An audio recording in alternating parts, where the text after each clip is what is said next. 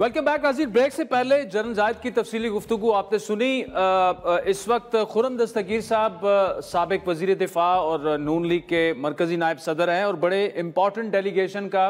حصہ بھی وہ رہے ہیں جو کہ پاکستان کا نیریٹو جس نے مختلف کیپٹلز میں پیش کیا. خرم صاحب، انڈین پارلیمنٹ میں جو کچھ ہوا وہاں کی حکومت اپوزیشن کو مورد الزام ٹھہرا رہی ہے اور اپوزیشن حکومت سے بڑے ویلڈ سوال کر رہی ہے. آپ جس وفد کا حصہ تھے اور جس طریقوں سے آپ نے یہ ساری چیزیں دیکھی، آپ کے خیال میں what's next for India now، جبکہ وہ نہ صرف عسکری بلکہ جو ایک ڈپلومیٹک محاذ پر پاکستان سے شکست کھا چکے ہیں وہ بھی دنیا کے سامنے آ چکا ہے؟ جی، ہندوستان کی جو اس وقت ہندوتوا حکومت ہے اس نے دو چیزوں سے بچنے کے لیے میری نظر میں ایک نیا ڈرامہ رچایا ہے، اور وہ یہ ہے کہ ایک تو 100 دن پورے ہو گئے ہیں پہلگام کے واقعے کو، اور اچانک جو ہے وہ جب لوک سبھا کا مانسون اجلاس ہونا تھا تو کہا جی ایک دن پہلے ہم نے یہ آپریشن کیا، کیونکہ وہ ان سوالات سے بچنا چاہتے تھے جو بڑے چھپتے ہوئے ہیں، جو کہ ان کی جو ہندوستان کو شکست ہوئی ہے مارکہ حق میں اس کے بارے میں ہے، ان کے جو جہاز الحمدللہ پاکستان نے گرائے ہیں ان کے بارے میں ہے. لہذا ان سوالوں سے بچنے کے لیے اور کوئی تفصیلات نہ بتانے کے لیے انہوں نے یہ ایک وہی ڈرامہ کھیلا ہے، بالکل اسی طرح کا جس طرح کا انہوں نے آج سے 25 سال پہلے چھتی سنگھ پورہ میں ایک علاقہ ہے کشمیر کا، جس میں وہاں ایک گاؤں میں صدر کلنٹن کے دورے کے دوران کہا گیا جی کہ وہ دہشت گرد آئے اور انہوں نے جو ہیں وہ وہاں کے جو گاؤں کے رہنے والے تھے ان کو قتل کیا. اور دلچسپ بات یہ کہ اسی طرح کہا جی کہ ہم نے تو وہ جو دہشت گرد ہیں ان کو مار کے ان کو دفنا بھی دیا ہے.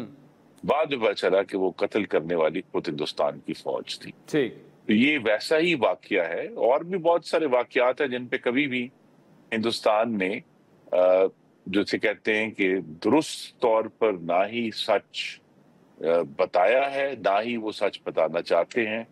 اور یہ بھی اب جو 100 دن کے بعد آپریشن ہوا ہے اس قسم کا جس کے بارے میں بہت کچھ بات ہیں، اب تو چنید اور میری نظر میں زیادہ چانس یہی ہے کہ جس طرح سن 2000 میں صدر کلنٹن کو جو دورے پہ تھے اس وقت ہندوستان کے ان کے اوپر اثر ڈالنے کے لیے یہ کام کیا گیا، اسی طرح جے ڈی وینس جو ہندوستان کے دورے پہ تھے ان کے دورے کے دوران یہ پہلگام کا واقعہ کیا گیا تاکہ جو ہے ہندوستان کا وہ جو ایک مستقل اس نے اپنی کہ کہتے ہیں نا بد اعمالیوں پر دہشت گردی کا پردہ ڈالا ہوا ہے وہ جو ہے وہ پردہ ڈالا رہے. لیکن پاکستان کے سامنے ایک بڑا چیلنج ہے.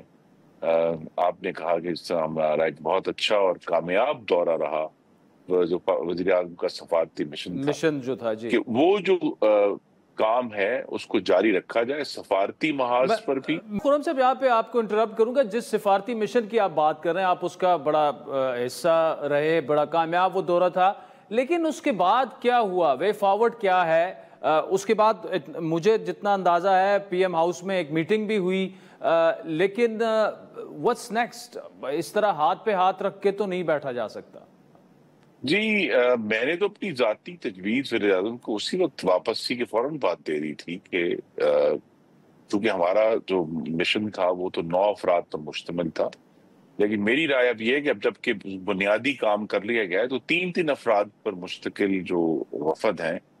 وہ بنا کر مختلف ملکوں میں بھیجے جائیں.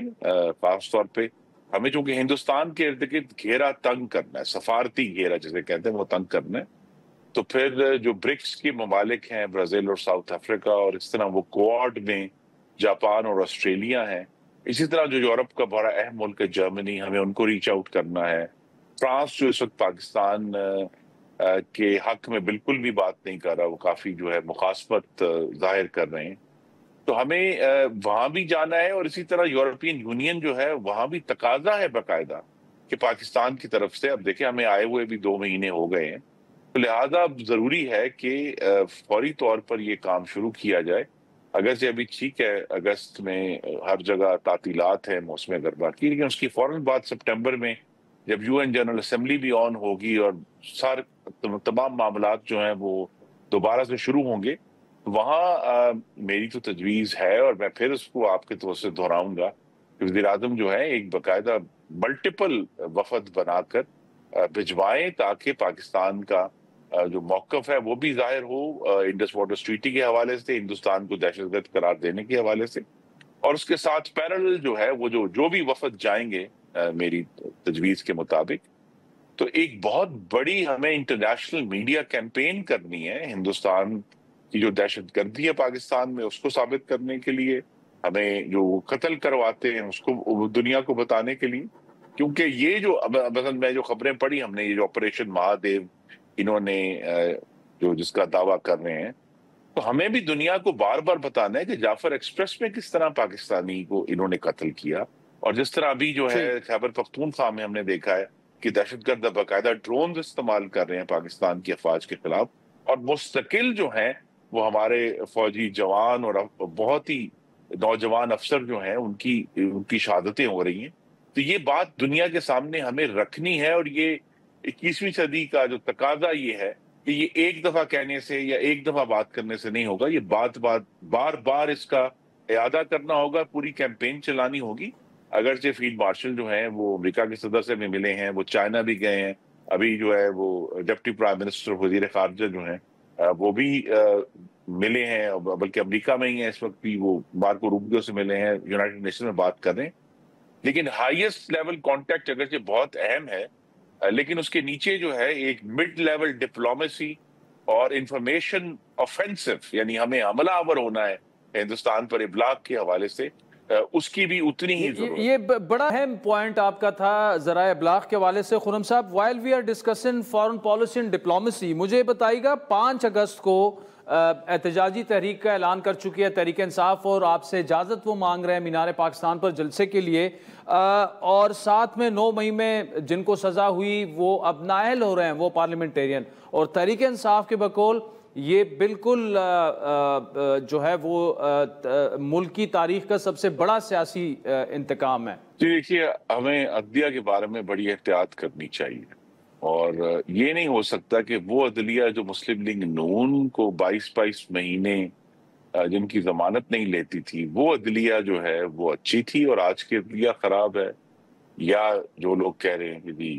یہ آج کی عدلیہ اچھی اور وہ خراب ہے۔ تو لہٰذا عدلیہ کے جو فیصلے ہیں ہم سب کو اس سے بہت اختلاف ہو سکتا ہے، لیکن بہرحال ہمیں ان کا احترام کرنا ہے، اور یہ انتقام کی بات نہیں ہے۔ 9 مئی میں آپ سے کہا جس طرح ہم نے ہندوستان کا ابلاغ کی بات کی ہے، قوم کو یاد کرانا ہے کہ 9 مئی کتنا غیر معمولی واقعہ تھا کہ ایک سیاسی جماعت تشدد کے ذریعے ریاست پر حملہ آور ہوئی، انہوں نے ریاستی بلڈنگز، ڈیفنس ریلیٹڈ بلڈنگز، ان کو آگ لگائی، شہیدوں کی یادگاروں کی بے حرمتی کی، جانوروں کو آگ لگائی، پولیس کی گاڑیوں کو پورے ملک میں جلایا۔ یہ جو اس طرح کا ریاست پر حملہ ہے، اگر اس کے جو کرنے والے تھے ان کو سزا ملتی ہے، بلکہ میں تو اب آج بھی یہ کہوں گا کہ جو اس کے منصوبہ ساز تھے، سہولت کار تھے اور کرنے والے تھے،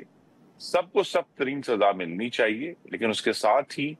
وہ لوگ جو آج گرفتار ہیں اور ان کے خلاف ثبوت اور شواہد نہیں ہیں، ان کو فوری طور پر رہا بھی کرنا چاہیے۔ لیکن 9 مئی کو اگر سزا ملتی ہے، اور اگر اس 9 مئی کے بعد جو اس کے کرنے والے تھے وہ اب منتخب ہو گئے ہیں، لیکن ان کو اس کا سامنا کرنا پڑے گا جو اس میں شامل تھے۔ اچھا مجھے بتائیے گا پارلیمنٹیرینز کی نااہلی کو کیا آپ درست سمجھتے ہیں؟ آپ خود پولیٹیکل وکٹمائزیشن کا نشانہ بن چکے ہیں ماضی میں۔ جی دیکھیے، یہ تو ابھی جب ان کی اپیلز ہوں گی تو یہ ٹیسٹ ہوگا کہ کیا یہ جو سزائیں ہوئی ہیں یہ درست ہوئی ہیں یا نہیں۔ اگر سزا درست ہے جرم کے مطابق، تو پھر اس کی جو مضمرات ہیں کہ پارلیمنٹ سے نااہلی، تو اس کے بعد جو مختلف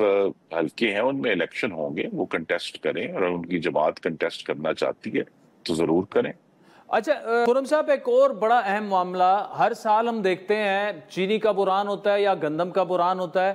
کوئی نہ کوئی سکینڈل سامنے آ جاتا ہے، کسی کی بھی گورنمنٹ ہو۔ اب موجودہ بحران کیا اسے پالیسیز کی ناکامی کا نتیجہ قرار دیا جائے؟ مفاد پرست طبقے کا یہ منصوبہ ہے۔ پبلک اکاؤنٹس کمیٹی کے اجلاس میں اب یہ بات سامنے آ چکی ہے کہ مل مالکان کو اربوں کی سبسڈی اور ٹیکسوں کی چھوٹ دی گئی۔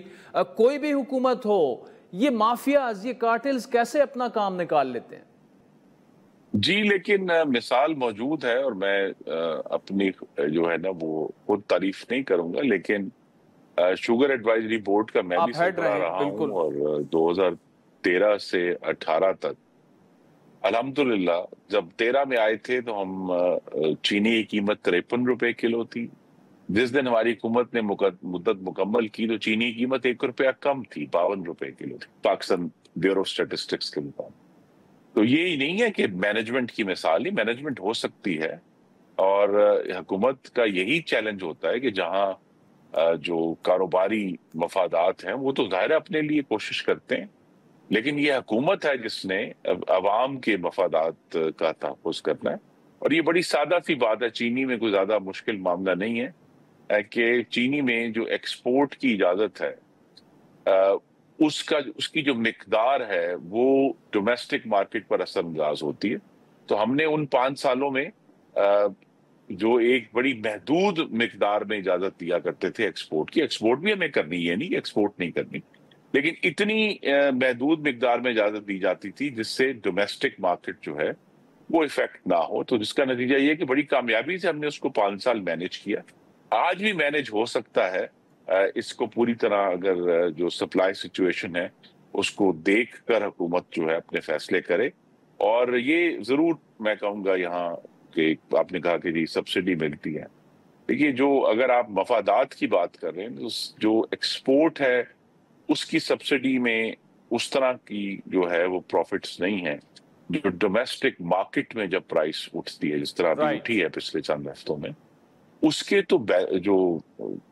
مضمرات ہیں وہ تو بہت زیادہ ہیں کمپیئر ٹو ایکسپورٹ بینیفٹس۔ تو فوکس اسی پر ہونا چاہیے کہ جو ایکسپورٹ کی ضرور اجازت دی جائے، لیکن ایک اتنی محدود تعداد میں کہ ڈومیسٹک مارکیٹ اور ڈومیسٹک سپلائی متاثر نہ۔ Khurram Dastgir sahab, thank you so much for joining اس۔ ناظرین، بریک کے بعد قمر زمان کائرہ صاحب ہمیں جوائن کریں گے، ان سے بات کریں گے پی ٹی آئی کے جو پارلیمنٹیرینز بڑی تیزی سے نااہل ہو رہے ہیں، اور ساتھ میں شوگر سکینڈل پر بھی ان سے بات کریں گے۔